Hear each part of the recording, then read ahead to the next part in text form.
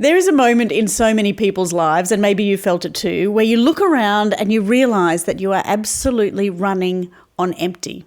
Today's guest, Monique Van Tulder, knows that moment all too well. At 54, exhausted and at breaking point, she did something pretty radical. She ran away.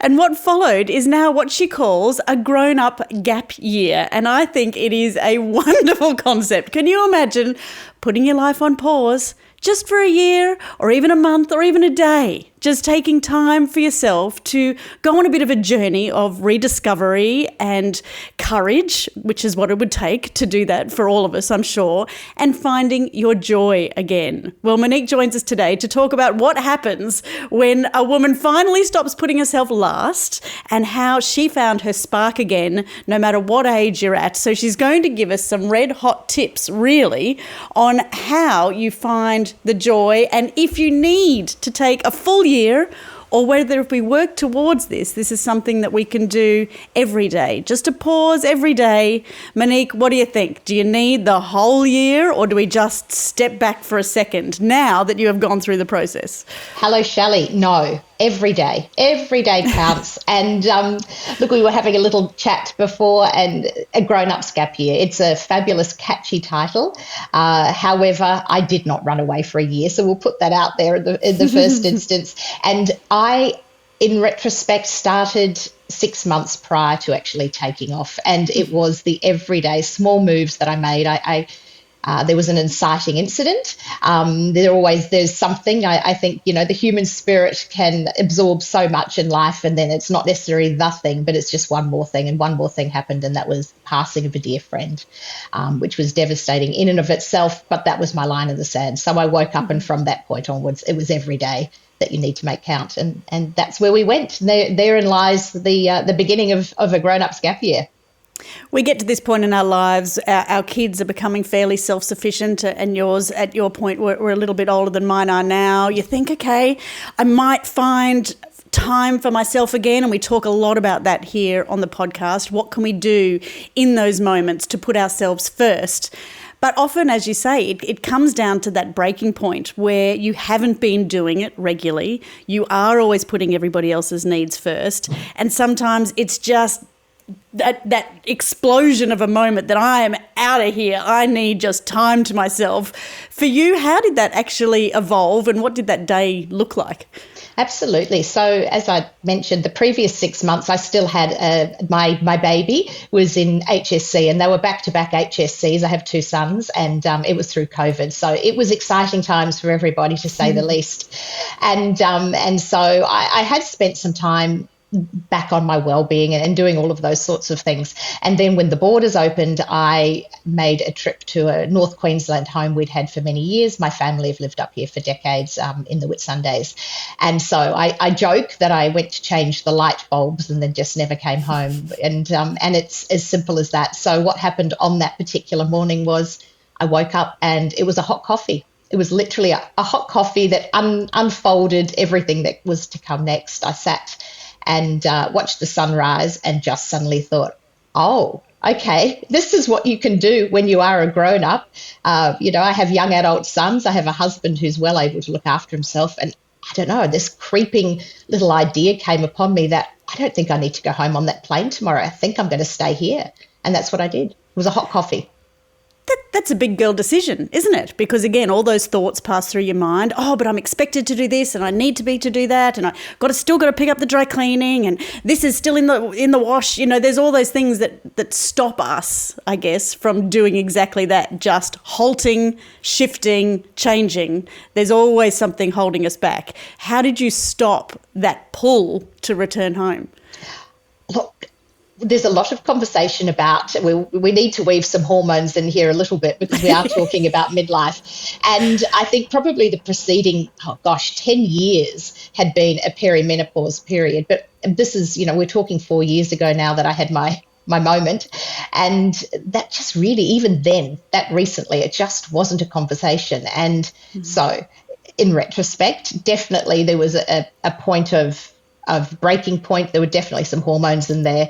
But I remember having the hot coffee, and I drove into town to do some grocery shopping prior to leaving, and or some household bits and pieces, and went past a curve on a drive in the Bend that I'd been past many times, and that overlooks the water, and it just was, beautiful. And I just thought, oh my gosh, I don't need a committee to make decisions. I am going to go to the post office and get a post office box. I'm going to send my husband an email to say I won't be home for a period of time, and here's where I can be found, which is ridiculous because what was he going to do? Send me a postcard? No. Wish you well. Enjoy yourself. So I title a chapter in a book that I wrote called The Time Mum Got Mad and Took Off. And I think it was literally that. So you can read what you will into it. Was it hormones that I felt mad, or was I just really cross? I think a combination of the two. Hey, I'm sure you know now, having gone through the process, you're on the other side, that there's a lot, as you say, a lot of hormones involved, and you're not the only one that feels this way. And again, we rephrase this and talk about it a lot on the podcast. If only we spoke about this more, and we are now, and I think society is getting more used to the idea of what even perimenopause, menopause is, and, we're screaming it loudly from the rafters in our community. I don't think anyone really had any idea. Even 4 years ago, it seemed like such a vague concept that we were all going through the same thing, but no one was speaking about it. Look, absolutely. And then I did ask my mother, I said, why didn't you talk to me? And we don't need to get into everyone's medical history, but she was put into an early menopause. Earlier in her life, she had an operation. And again, no hormones, just sent home and, look after yourself. Well, again, in retrospect, now I know why she was so cross for when a lot of my teenage years. I understand that. And it is wonderful that we're talking about it now. And there are so many layers to it. And when, it's not just, medication, and your podcast and your community has just been superb, because obviously there's a lot of stellar guests that have come before me, and a lot of those are medicos and experts in their field. And it is just so exciting to have this conversation now, because I suspect if I'd had all the access to all of that, a grown-ups gap year may have come to pass, but in a different form, and I may not have been quite so dramatic about a departure. But when I got home, I rewatched Shirley Valentine, which I don't know, some of your listeners may or may not remember that wonderful movie, where she, downed her fry pan and stopped cooking the chips and eggs and left her husband a note and set off to Greece. And I just didn't think about it till I got back. I thought, my God, that's what I did. And that's nearly, 30 years after her movie was released, and we're still having this conversation. So, Shelley, we could talk all day about the whys and wherefores, but yeah. Imagine this, unlocking your genetic blueprint with insights from over 200 healthy aging genes, pinpointing your unique SNPs and potential red flags, understanding what your body needs to thrive and where it may need some extra support. No more guesswork, no more random supplements, one-off blood tests, or one-size-fits-all advice. For the first time in history, we have access to the power of genetic testing, something no generation before us has had. This information could change everything. Join our free DNA webinar and you'll get our Stay Well scorecard jam-packed with the markers that we want you to track every year, starting now. Friends, know your genes, own your health. Let's learn to thrive together. Visit theagingproject.com to register, and I'll see you there. Look, I love the idea that you've put it into this fabulous book called A Grown-Up's Gap Year, which is a little bit tongue-in-cheek. I had a wonderful read. It's cheeky, but it's also almost a love letter to yourself, isn't it? And almost an apology to say, I know that I lost my shit, basically, but I got it back. And through the process, I got myself back. And I love the fact you've put down this wonderful list of crazy things that women do when they put themselves last. And the first one being that we'll often take our pets to the vet more than we'll take ourselves to the GP for a checkup. I mean, that sounds ridiculous, but it is so true, Monique. Absolutely. Oh, look, most certainly. I mean, a health checklist, I provide one of those in the book, and there are lots of those now. But again, back then, what are you ticking off and where are you going? And I would urge anybody listening, and you've done that on so many previous episodes, is start with your health, start ticking all of those sorts of things off, because ultimately, at the end of the day, this second act, this midlife, whatever it is that you'd like to call the term, it's about feeling better. It's about feeling better about yourself and your lot in life, and you know, what kind of little old lady do you want to be, and moving forward to that position in life, and all of the things that you can put in place. But yes, our pets definitely had a lot more cushioned health trajectory than I did, that's for sure. They do often have a higher place on the hierarchy, don't they? Oh, so much. And the kids and everybody else. For someone who's so open again about their own health journey, you had thyroid cancer in your 20s. To know that you were still not putting your health first, again, I think that's really going to resonate with a lot of women that read this book, because you push that to the side, you say, well, I'm fine now, I'm healthy now. Was there always that little question in your mind that if, you know, as long as I don't know, I don't know, that could still be there? I don't want to trigger something by finding out how well I actually am. Look, I'd love to say I was that introspective about it, but I think it was more to the point when you get 2 seconds to yourself. Sitting in a doctor's waiting room for a couple of hours is not how you want to spend that couple of hours. So I think it was as base as, I'll get to it later, but, you know, if I've got 2 seconds, I'd rather go and sit and have a coffee than line up for that. It isn't that appalling, but it's how it is, you know, with the lack of time and all the other things that you need to do on your list every day for everybody. You just keep shoving those sorts of things down until they become a problem, potentially, which hopefully they won't, which is why it's good to be proactive. But yeah, it was as base as that. If I've got an hour, I'd rather have a coffee than go and sit in the doctor's. It's true, but we're not going to do that, are we? No, we are not. Absolutely not. No. How has life changed for you, Monique, since you had this moment, this time to yourself, this reflection? Look, I always felt fatally distrusting of people off to find themselves, I suppose, because, you know, a lot of us are sort of sitting in the Gen X or just slightly below that, but generally the Gen X. And Gen X are, what do they say? The memes say that we're the ones that are going to be able to save the world in an Armageddon because we just get on with getting on, don't we? Mm-hmm. And so I think the biggest thing that I actually brought home was putting myself centre stage in my life. So, you know, there I was thinking, I'm not off to navel gaze. I'm really just, I need to breathe and have a decent sleep for a while. But at the end of the day, when I came back, it was boundaries. I'm really, really good at saying, oh gosh, yes, I'd love to do that. But equally, I'm a master or mistress at saying, no, thank you, not for me right now. I think they're the biggest takeaways and the biggest gift I could give myself and any woman listening. Well, and your family as well, because yes. Don't they deserve to know who we really are? It was funny, I was recently spending some time with my girls. It was early in the morning and I was in hysterics. I don't know why. And I used to laugh a hell of a lot. It's my go-to. I do love a good belly laugh. Anyway, she said to me, Mum, are you drunk? And I said, it's 9 o'clock in the morning. No, I'm just happy. I'm having a good time.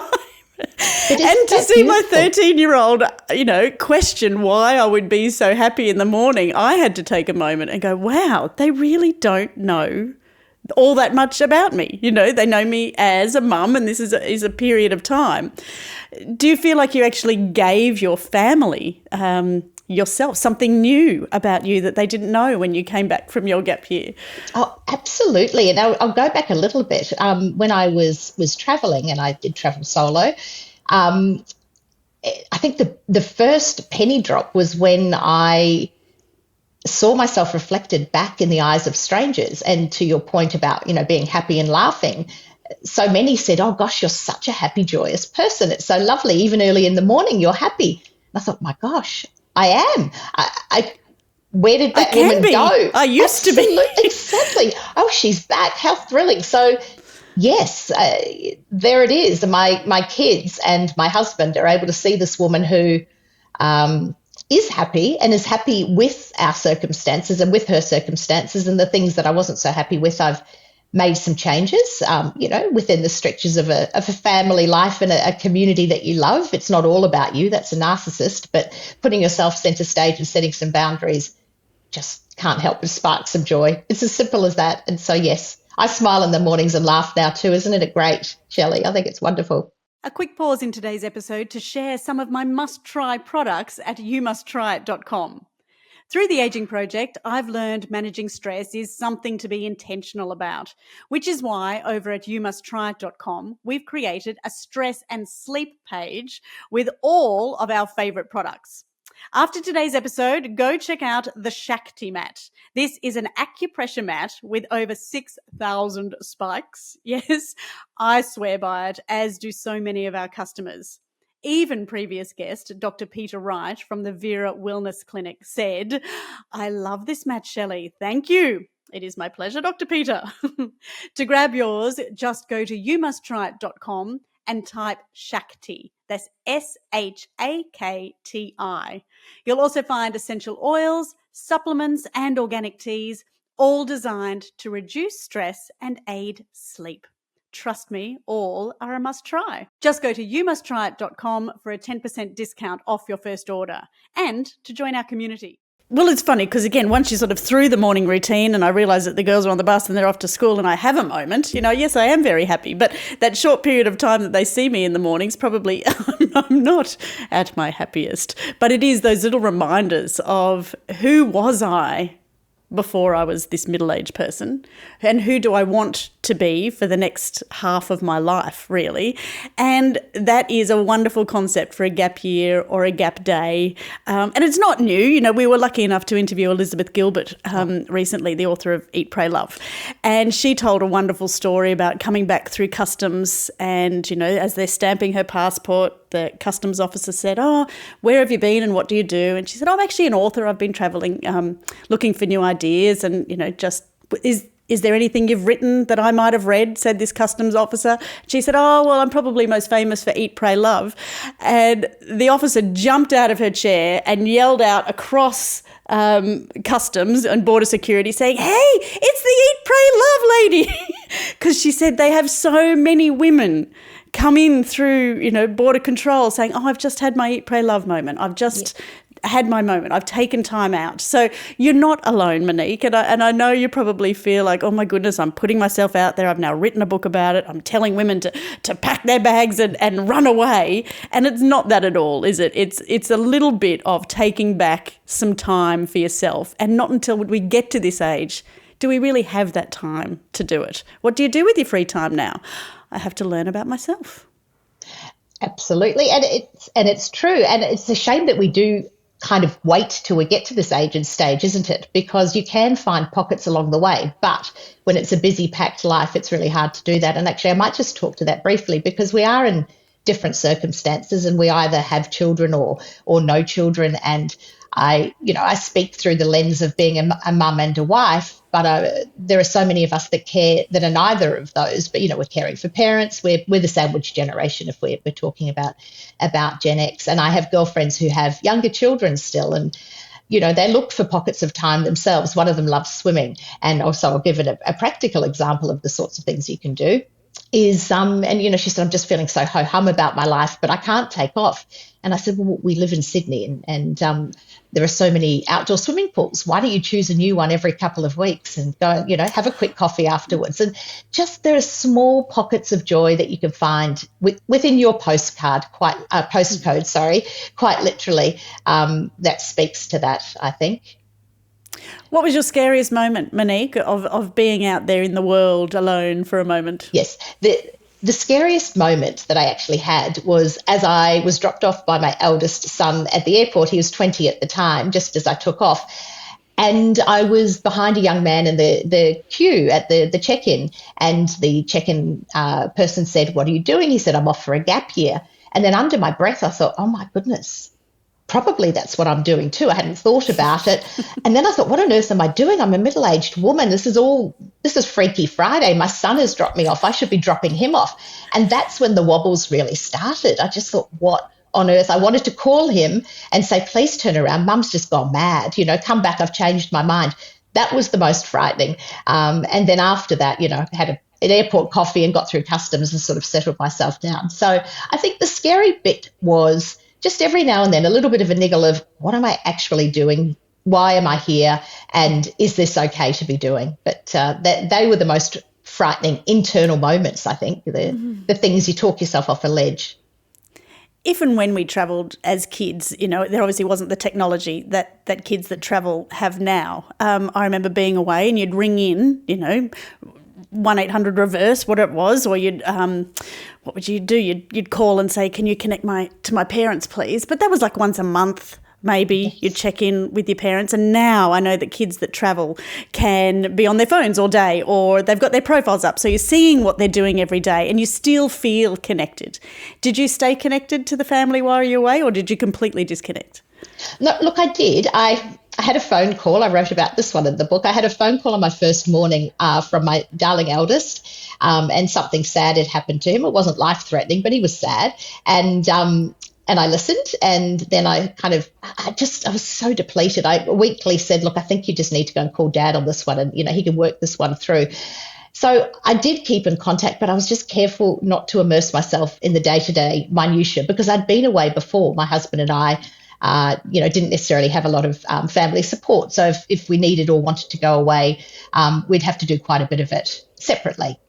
And I just knew that he was able to skip out the door without a backward glance and loved us dearly. But off he went, and that was that. And just, would send us a note every now and then, but it didn't never a backward sort of a thought about what was happening on the home front. Whereas for me, it was always tabs open and accessible. And this time I thought, no, I just need to take a bit of a breather and really just not be there for everything. And on the other side, I think my kids were thrilled. They were young adults and at uni by then. And, having a cranky mum in the house, or an absent mum for a few months with no one saying, pick up the wet towels and make your bed, well, I think it was party on. So, I think it probably swung both ways. They were thrilled not to pick up the phone for me all the time. So, yeah, I think that's how it panned out in our household anyway.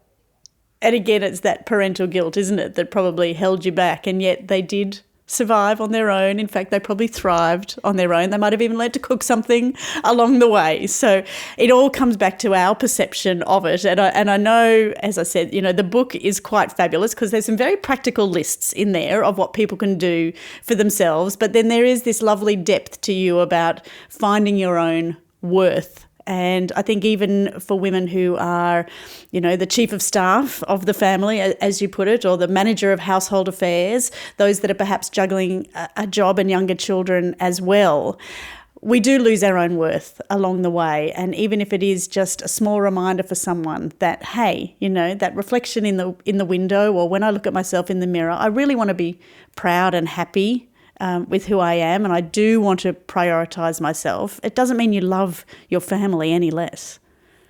Absolutely not. And in fact, I know my relationship with my husband is so much better. As soon as I started to feel better about myself, he looked better as well in my eyes. And I just think it's the biggest gift you can give everybody in your life. If you sit and have a think for a moment, or go for a walk and have a think, or whatever it is, journal, write it down, do a course, find out what all the things that you wished you'd maybe added to your list of things that you wanted to do in life, and just go and start ticking those off, and just find some agency, I think, over your own life.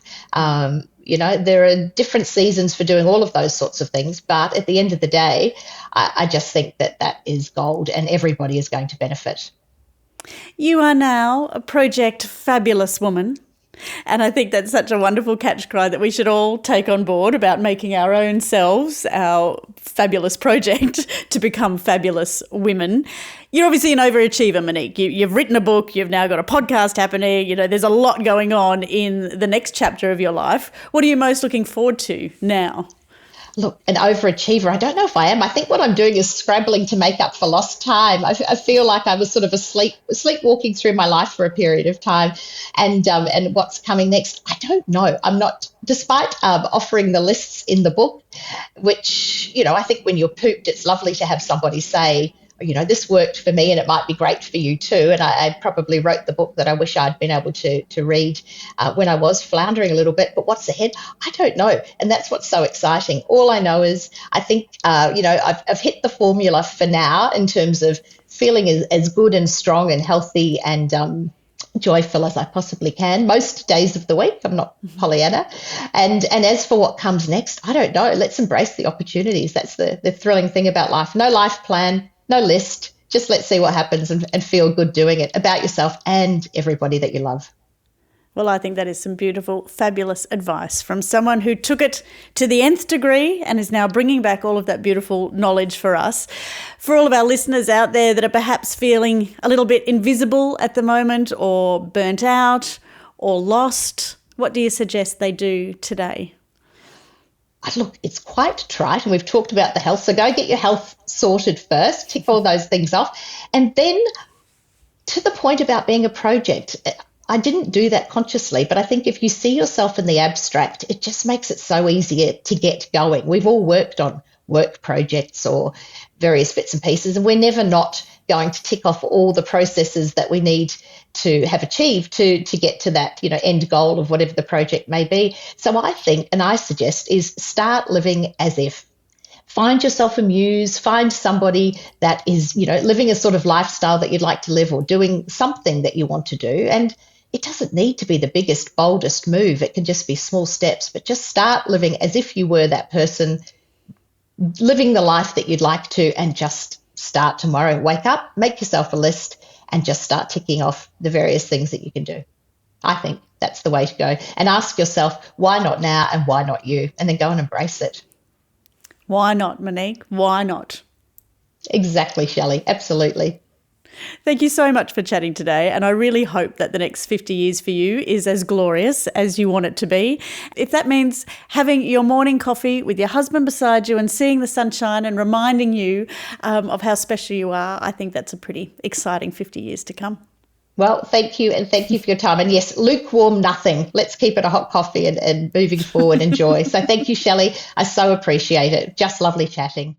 What I love most about Monique's story is that it reminds us that reinvention doesn't require a passport or a year away. All it requires is permission. Permission from you to put yourself back on your own list.